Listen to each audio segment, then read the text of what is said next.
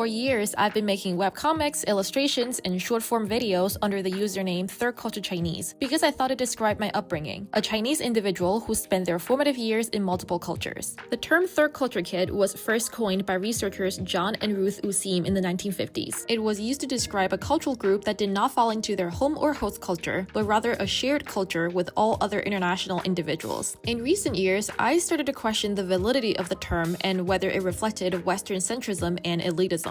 For starters, the term was coined by Americans, and Useem studied children whose parents were diplomats, missionaries, or members of the military. While diplomats can be from any background, most missionaries tend to come from Christianity, which started in the Middle East but quickly gained its footing in Europe and is now synonymous with Western cultures and colonialism, and sometimes white saviorism. And among all the countries with overseas military bases, the United States outnumbers everyone else with over 750 bases across 80 countries. So an international military personnel has a higher chance of being an American than any other nationality. From the get-go, Useem's pool of participants had heavy Western cultural influence despite a foreign upbringing. Furthermore, there are groups of people who would have fit the definition of TCKs but are never seen or called as such. For example, children of migrant workers are just called migrant children, and refugees are just called refugees. They're usually not recognized by their diverse cultural background, but rather by their socioeconomic and political status. I don't have an answer to my relationship with the term yet. What are your thoughts on TCKs?